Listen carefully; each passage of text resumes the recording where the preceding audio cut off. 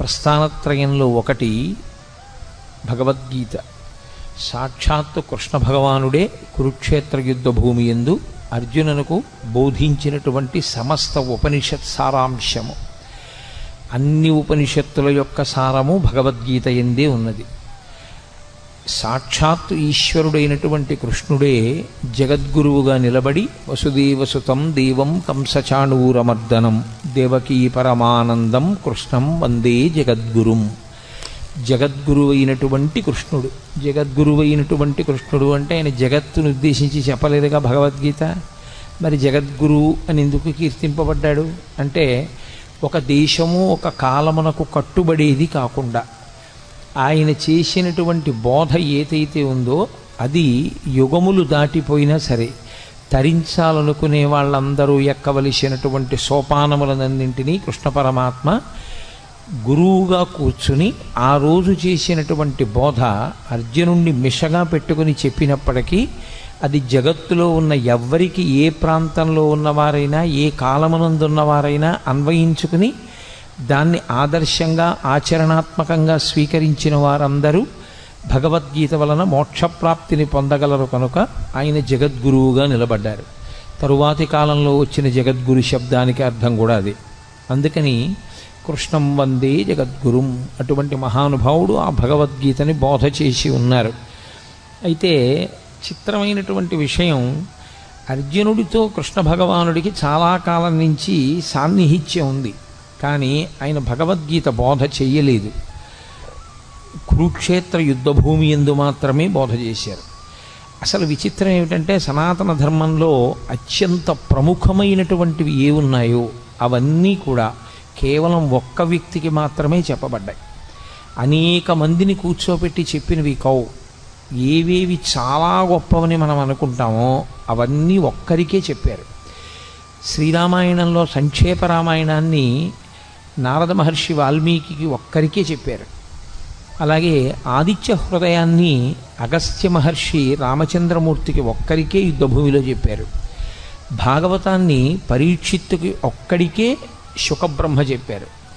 భగవద్గీతని కురుక్షేత్ర సంగ్రామ భూమి యందు అర్జునుడికి ఒక్కడికే కృష్ణ పరమాత్మ బోధ చేశారు.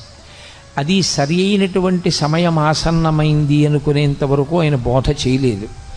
ఇప్పుడు అర్జునుడు వినడానికి తగిన సమయాన్ని పొంది ఉన్నాడు అని ఆయన అనుకున్నప్పుడు మాత్రమే ఆ బోధ చేశారు. ఆ చేయబడినటువంటి బోధ ఏదో కాకతాళీయంగా 4 మాటలు చెప్పినట్లుగా ఉండదు. అసలు భగవద్గీత యొక్క ఆవిర్భావమే అంత గంభీరంగా ఉంటుంది. అసలు దాని ప్రారంభమే ఒక యోగంతో, అర్జున విషాద యోగంతో ప్రారంభమైంది. అటువంటి భగవద్గీతని గురించి పెద్దలు ఒక్క శ్లోకంలో దాని యొక్క గొప్పతనాన్నంతటినీ చెప్తారు. సర్వోపనిషదో గావః దోగ్ధా గోపాలనందన పార్థో వత్సః సుధీర్భోక్త దుగ్ధం గీతామృతం మహత్ అంటారు. అది సర్వోపనిషదో గావు. ఆవులు ఉపనిషత్తులు. ఉపనిషత్తులు ఆవులైతే ఉపనిషత్తులు ఉండేది వేదముల యొక్క చివర ఉంటాయి. వాటికి ఆ పేరు రావడం వెనకాతలే ఒక రహస్యం ఉంది. అసలు దాని పేరే ఉపనిషత్. ఉపనిషద్ అన్న మాటకి 2 అర్థాలు. ఒకటి, ఉపనయనం అయిన తర్వాత గాయత్రీ మంత్రం చెయ్యడానికి కావలసిన అధికారము సిద్ధించిన తరువాత గురువుగారికి దగ్గరగా కూర్చుని బ్రహ్మజ్ఞానమును పొందేటటువంటి అవకాశాన్ని బ్రహ్మచారి పొందితే ఉపనిషద్. పక్కన కూర్చున్నాడు, పక్కన కూర్చుని ఉప శబ్దము చేత దగ్గరగా కూర్చుని గురువుగారి దగ్గర వినడానికి కావలసిన యోగ్యతని పొందడం ఉపనిషదే. షద్ జీర్ణం అవ్వడం కానిది, జీర్ణము కానిది లోకంలో బ్రహ్మం ఒక్కటే. జీర్ణము కానటువంటి బ్రహ్మమునకు దగ్గరగా గురువుగారు తన యొక్క బోధ చేత తీసుకుని వెళ్ళడం కూడా ఉపనిషద్. అందుకే ఉపనిషత్తులన్నీ కూడా గురు శిష్య సంవాదంగా ఉంటాయి తప్ప అవి అనేక మందికి చేసిన బోధలు కావు. యోగ్యుడైనటువంటి శిష్యుడు మాత్రమే గురువుగారి దగ్గర నేర్చుకుంటాడు. ఆ యోగ్యత శిష్యుడు పొందాడు అని నిర్ధారించవలసింది లోకంలో ఇంకెవ్వరూ కాదు. అది ఒక్క గురువుకు మాత్రమే ఉన్న అధికారం. ఇతను ఈ స్థితిని పొంది ఉన్నాడు, ఇప్పుడు నేను బోధ చెయ్యవచ్చు అని గురువు ఎప్పుడు నమ్ముతాడో అప్పుడు మాత్రమే ఉపనిషత్ సారాంశమును బోధ చేస్తారు, లేదా అసలు ఉపనిషత్తుని బోధ చేస్తారు. అటువంటిది సమస్త ఉపనిషత్తుల సారమైనటువంటి భగవద్గీతని బోధ చేయడానికి ఏదో యోగ్యతని చూడవలసి ఉంటుంది కృష్ణ పరమాత్మ. అంతేకాని ఏ యోగ్యతలు లేకుండా ఇక్కడ ఏదో అడిగాడు ఇక్కడ చెప్పేస్తే బాగుంటుందని చెప్పింది కాదు యుద్ధభూమిలో. అందుకే అది ఇంకొకరికి వినపడదు కూడా, ఒక్క అర్జునుడికే వినపడుతుంది. అది సర్వోపనిషదో గావో. ఆ ఆవులు ఉపనిషత్తులన్నీ ఆవులుగా వచ్చి నిలబడితే దోగ్ధ గోపాల నందన అన్న శబ్దం కొడుక్కి వేస్తారు సాధారణంగా. కొడుక్కి వేసే శబ్దం నందన, యశోదానందన, దేవకీనందన. అలా ఎవరికి నందనుడైతే వారికి ఆయన నందనుడు అంటే ఆనందమునిచ్చువాడు. గోపాలనందన అంటే తండ్రి శబ్దము చేత చెప్పబడినవాడు కాడు, గోపాలురందరికీ ఆనందమునిచ్చేవాడు. ఎవరా గోపాలురు అంటే ఆయన జన్మించినప్పుడు అంత సౌలభ్యంతో వచ్చింది కృష్ణావతారం. పుట్టినప్పుడు మాత్రం ఏదో ఎవ్వరికీ అందుబాటులో లేనటువంటి స్థితిలో జన్మించిన వాడు కాడు. అందరికీ అందుబాటులో ఉండడానికి ఎంతగా ఆచారనిష్ట తెలియని వాళ్ళు ఉంటారో అటువంటి వారి మధ్య పుట్టాడు. తలకడిగితే మొలకడగరు, మొలకడిగితే తలకడగరు. అంత ఆచారం తెలియనటువంటి గోపాల బాలుర మధ్య జన్మించాడు.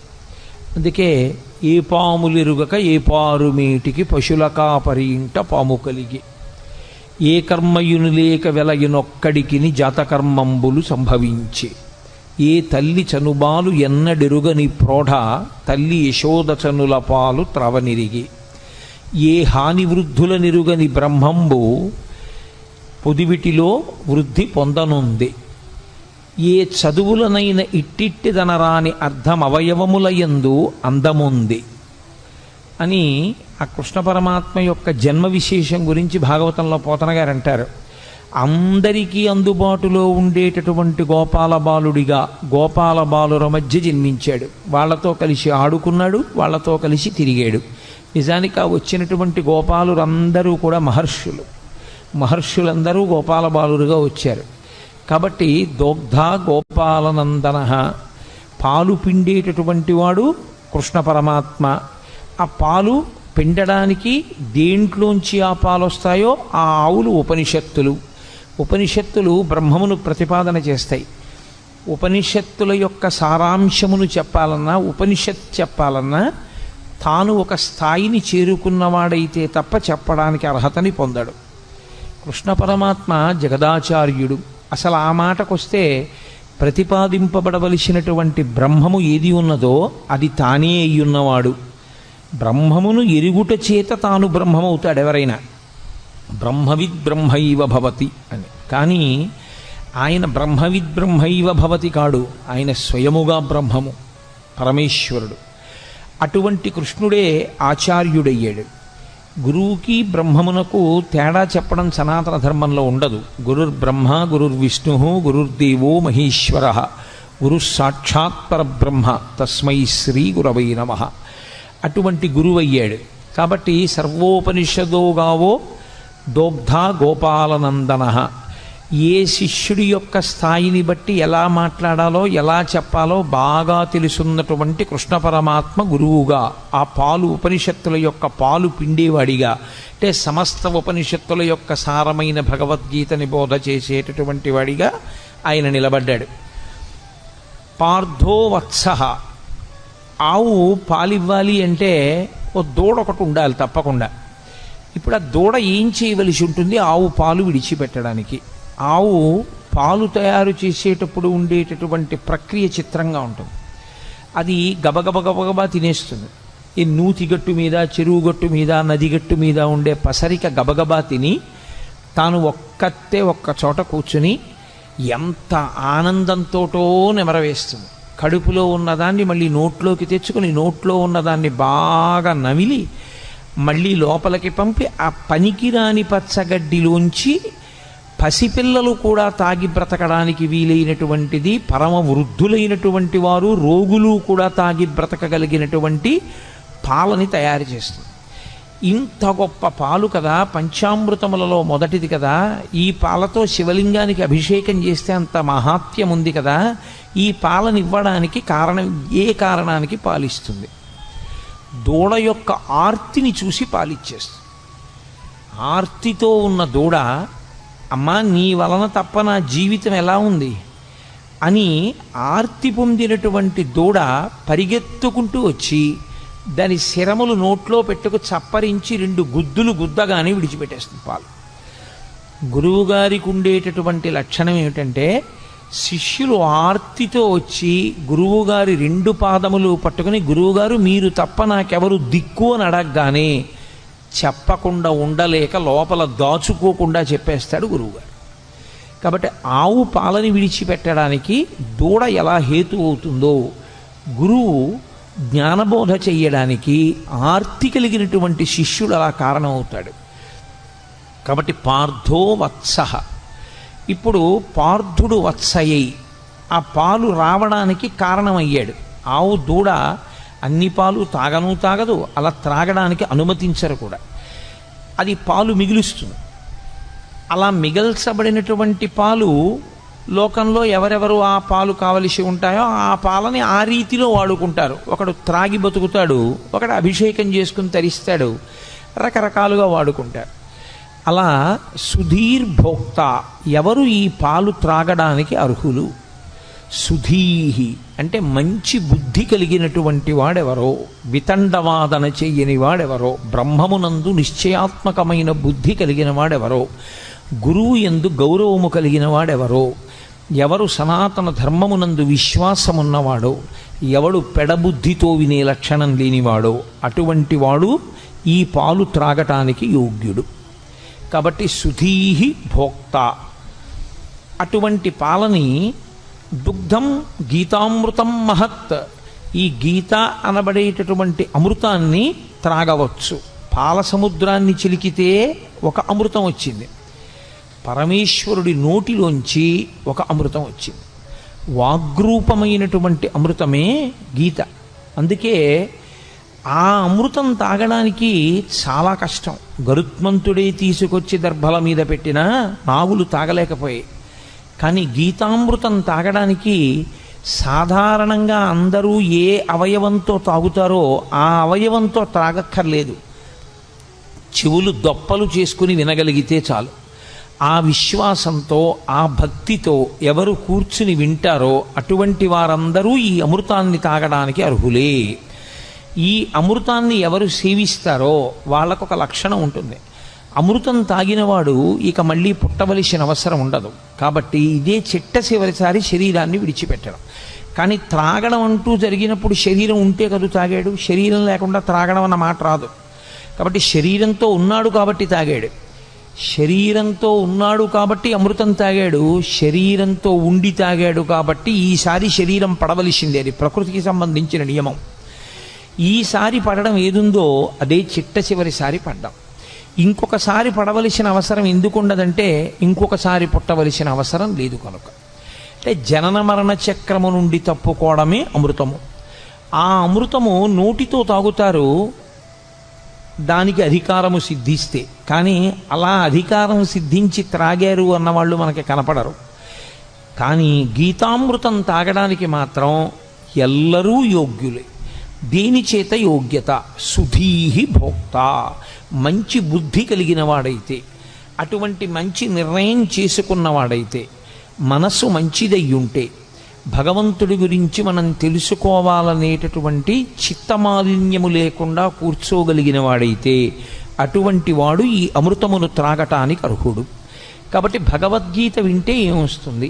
భగవద్గీత వింటే కొడుకు ఉద్యోగం వస్తుంది, భగవద్గీత వింటే కూతురికి పెళ్ళవుతుంది అని ఫలశ్రుతులు చెప్పకూడదు. భగవద్గీత వింటే ఏమవుతుంది అంటే అది బ్రహ్మ విద్య కనుక మళ్ళీ పుట్టవలసినటువంటి అవసరాన్ని తీసేస్తుంది. ఇంకా ఇంతకన్నా గొప్పది మనుష్యుడు కోరవలసినది వేరొకటి ఉండదు. కాబట్టి అంత గొప్ప శక్తిని ఈ గీతామృతము ఇవ్వగలదు. అందుకే పెద్దలు గీత గురించి చెప్తూ ఒక మాట చెప్తారు. గీతతో సమానమైనవి అంటూ ఉంటే లోకంలో ఇంకొక 3 మాత్రమే ఉన్నాయి. అందుకే గంగా, గీత, గాయత్రి, గోవింద ఈ 4 చతుర్గకార సంయుక్తే పునర్జన్మ న విద్యతే. గీత, గంగాచ, గాయత్రి, గోవిందీతి హృది స్థితే. ఎవరు ఈ 4 గుండెల యందు బాగా ఊంచుకుని నిలబెట్టుకుంటారో, మొదటిది గంగ. గంగని ఇక్కడ పెట్టుకోవడానికి ఏం ఉండదు, గంగ యందు స్నానం చేయాలి. గంగ యందు స్నానం చేస్తే ఏమవుతుంది? గంగ యందు స్నానం చేస్తే పాపములు నశించిపోతాయి. పాపములు నశించిపోతే మళ్ళీ చేయడా? గంగలోంచి బయటకు వచ్చాక చెయ్యడని నమ్మకం ఏం లేదు. కానీ గంగలో స్నానం చేస్తే వచ్చేటటువంటి ఫలితము ఉత్తర జన్మల యందు కనపడుతుంది. కానీ గీత అనబడేటటువంటి గంగని త్రాగినవాడు ఇప్పుడే ఇక్కడే మోక్షానికి అధికారాన్ని పొందుతాడు. 2, అది పరమేశ్వరుని యొక్క శిరస్సుకి తగిలి కింద పడడం వల్ల అంత శక్తిని పొందింది. భవాంగపతితంతోయం పవిత్రమితి పస్పృశు అంటారు వాల్మీకి మహర్షి రామాయణంలో. గంగ హిమవంతుని పెద్ద కూతురిగా పరమేశ్వరుని యొక్క శరీరాన్ని తాకి హిమాలయ పర్వతాల మీద పడి తాను అనేక మార్గములలో ప్రవహించి త్రిపథగా అయింది కాబట్టి గంగకి శక్తి వచ్చింది. ఈ గంగ సాక్షాత్తుగా పరమేశ్వరుడి నోటిలోంచి ఆవిర్భవించినటువంటి ఈ గంగ ఎప్పుడో ఏ జన్మలోనో ఫలితమిచ్చేది కాదు. ఈ జన్మలో ఇప్పుడే ఇక్కడే ఫలితం ఇవ్వగలిగినది గీతామృతమనబడేటటువంటి గంగ. కాబట్టి నిజానికి గంగ కన్నా గీత ఒక పైమెట్టు మీదే నిలబడుతుంది. గీత, గంగాచ, గాయత్రి. గాయత్రి ఉపనయనము చేసుకోవడానికి అధికారమున్న వాళ్ళందరూ గాయత్రి మహామంత్రాన్ని చేస్తారు. గాయత్రి మహామంత్రం అంత గొప్ప మంత్రం ఇక లోకంలో లేదు. అది మంత్రములకన్నిటికీ తల్లి అని పేరు దానికి. అందులో అడిగేది ఒకటే, ప్రచోదయాత్, మా బుద్ధులు ప్రేరేపింపబడుగాక ప్రేరేపింపబడుగాక ప్రేరేపింపబడుగాక అని అడుగుతుంటారు త్రిసంధ్యల యందు. కాబట్టి ఆ గాయత్రి బుద్ధిని మరల్చి ఈశ్వరుని యందు పెట్టి తాను తరించేటటువంటి అవకాశాన్ని గాయత్రీ మాత ఇస్తుంది. గోవిందేతి, గోవిందుడు ఆ నామమే గొప్పది. ఎందుచేత అంటే భగవంతునికి మిగిలినటువంటి పేర్లు ఏ ఉన్నాయో అవన్నీ బిరుదునామాలుగా వచ్చాయి. గోవిందనామం ఒకరు బిరుదునామంగా ఇచ్చింది కాదు, పరమేశ్వరుడు కష్టపడి సంపాదించుకున్న నామం. 7 రాత్రులు 7 పగళ్ళు గోవర్ధనోద్ధరణాన్ని చేసి చిటికెన వీల మీద పర్వతాన్ని ఎత్తి పట్టుకుని అందరినీ కాపాడితే, ఆయన్ని నమ్మకుండా వెళ్ళిపోయిన వాళ్ళని కూడా ఆయన పిలిచి మరీ కాపాడాడు గోవిందనామంతో. అది గోవిందనామానికి ఉన్న గొప్పతనం. అంత సౌలభ్యంలో ఉన్న అవతారం. అందుకే గోవింద అంటే ఈశ్వరుడు ఉలిక్కి పడతాట.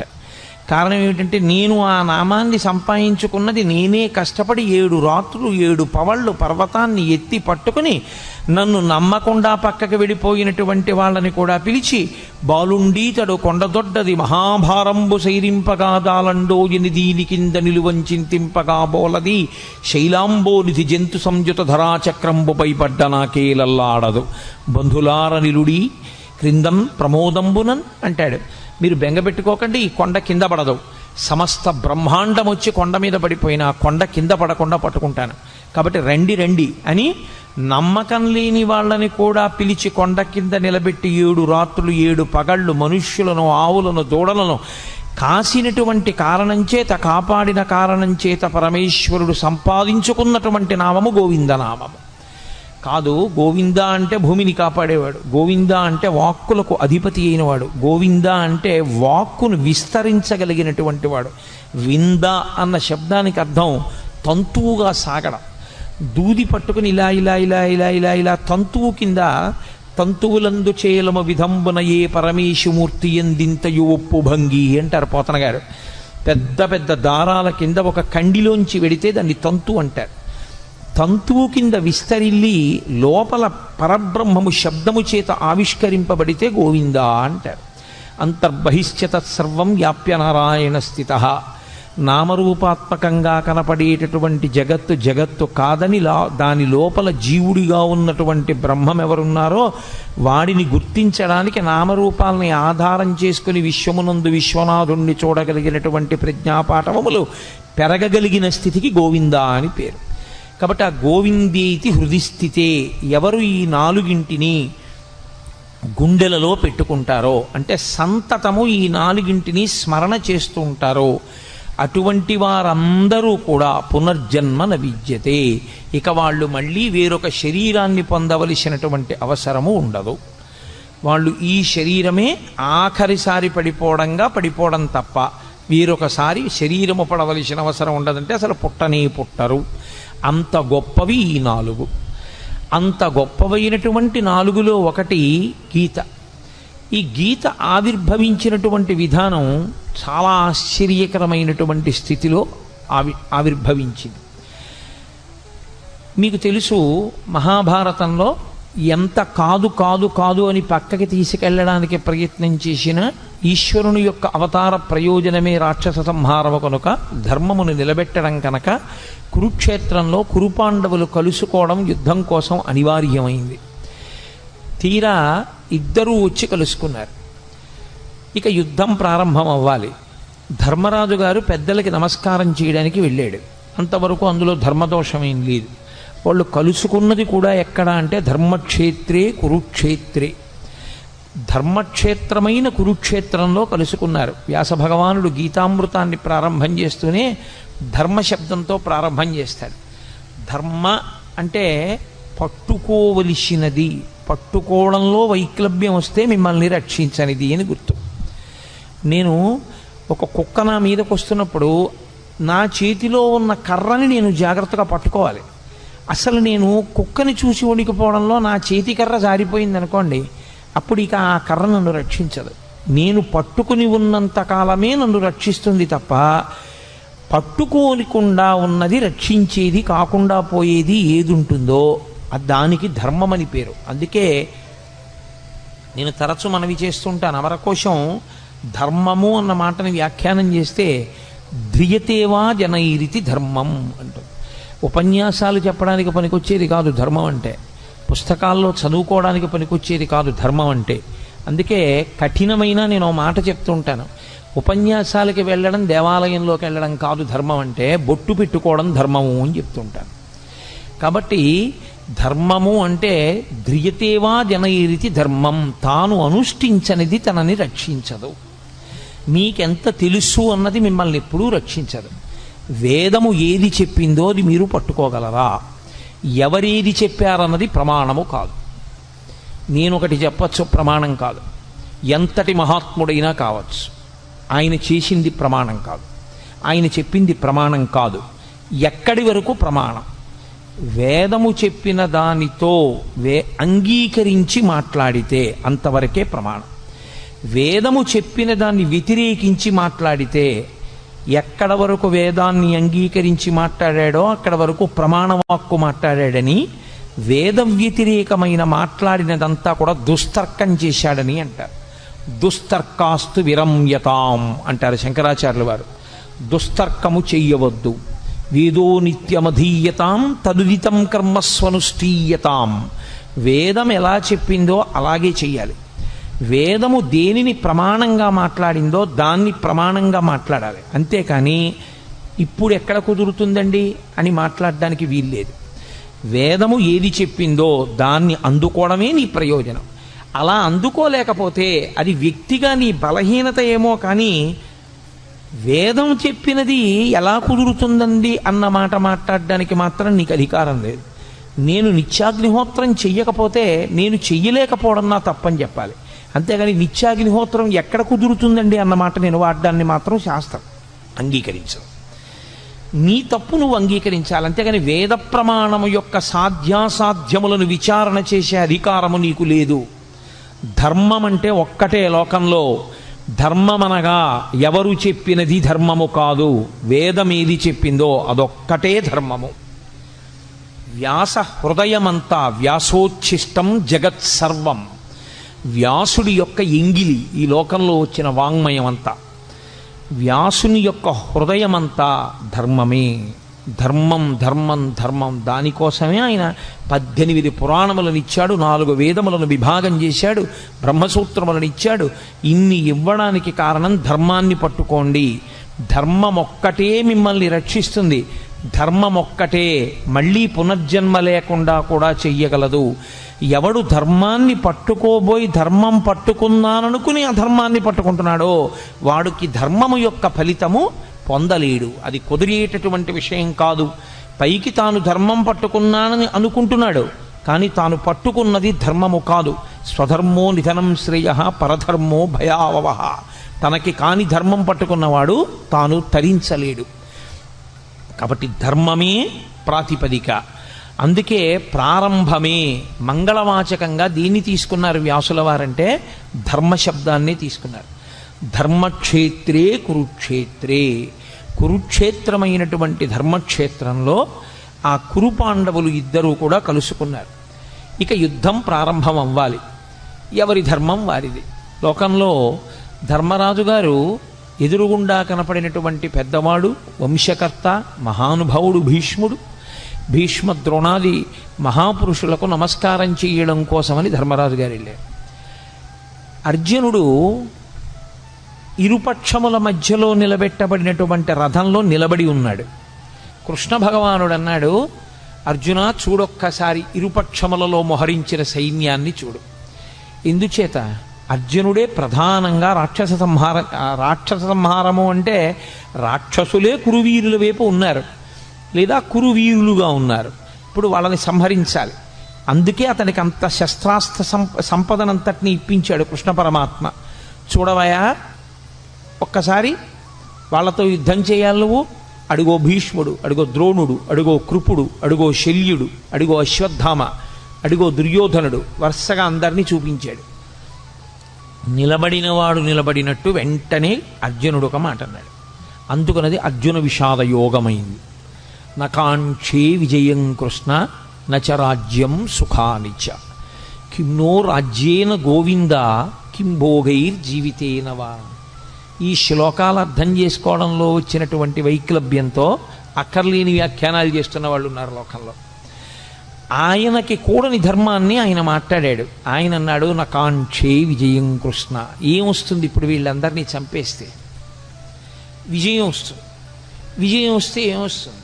రాజ్యం వస్తుంది.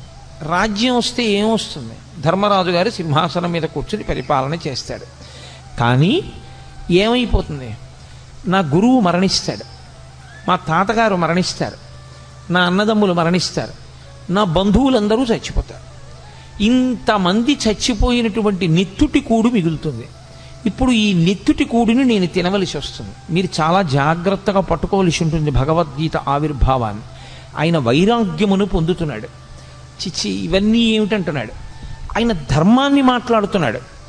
వీళ్ళందరినీ చంపడం ఎందుకని? కానీ ఆ ధర్మంలో వైక్లభ్యం ఉంది, అది దిద్దాలి ఇప్పుడు కృష్ణ పరమాత్మ. వీళ్ళందరినీ చంపడం ఏమిటి? వీళ్ళందరినీ చంపేస్తే ఏమొస్తుంది? నాకేం మిగలదు. అందరినీ చంపేసిన వాడు అర్జునుడు అన్న పేరు వస్తుంది.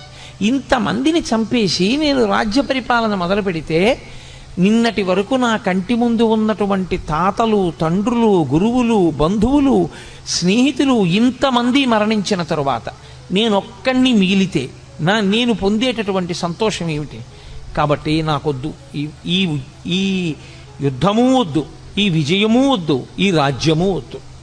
ఇప్పుడు ఆయన ఎంత భయవిహ్వలుడైపోయాడంటే అంతటి మహావీరుడైనటువంటి అర్జునుడి చేతులు వణికిపోయాయి. వణికిపోవడంలో ఆయన చేతిలో ఉన్నటువంటి గాంధీవం జారి కింద పడిపోయాడు. కింద పడిపోతే తాను ఎలా నిలబడ్డాడో అలా నిలబడ్డవాడు నిలబడ్డట్టే నీరసం ఆవహించేసి చతికిల పడిపోయాడు. నీరసం ఆవహించి చతికిల పడిపోయాడు అంటే ఆయన శరీరంలో ఇప్పుడు ఏదో ఆరోగ్యపరమైన సమస్య తలెత్తలేదు. ఆయనకి శరీరంలో ఎంత ఆరోగ్యం ఉండాలో అంత ఆరోగ్యము ఉంది, ఎంత బలం ఉండాలో అంత బలము ఉంది.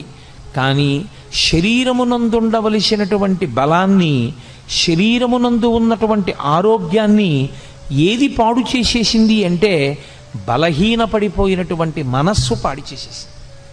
ఇది చాలా గొప్ప విషయం. మీరు ఎంత బలవంతులు అన్నది కాదు, మీ మనస్సు ఎంత జవంతో ఉన్నది అన్నది ప్రధానం.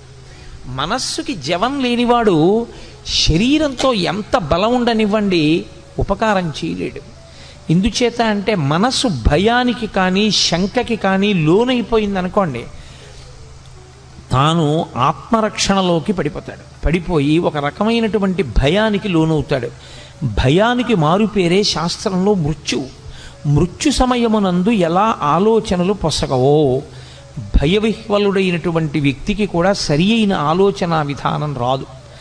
కాబట్టి ఇప్పుడు అంత భయపడిపోయినటువంటి అర్జునుడు అన్నాడు, ఇప్పుడు దుర్యోధనుడు ఒక బాణం వేసో ఓ కత్తి పెట్టో నన్ను చంపేస్తే చచ్చిపోతాను. చచ్చిపోతే ఏమవుతుంది? నేను చనిపోతే చనిపోయాను, కానీ నా వారందరూ బ్రతుకుతారు. ఇది పైకి చూడ్డానికి చాలా ధర్మంలా కనపడుతుంది చూసుకోండి. నిజంగా పాపం అర్జునుడు ఎంత మంచివాడండి, ఎంత అహింస మాట్లాడాడు. యుద్ధం జరగకుండా ఎందుకు ఇవన్నీ హాయిగా నాకు ఏ రాజ్యం వద్దు ఏ విజయం వద్దు అన్నాడు. ఎంత మంచి మాట మాట్లాడాడండి అర్జునుడు, ఎంత చక్కటి వాడండి అని మనకు అనిపిస్తుంది.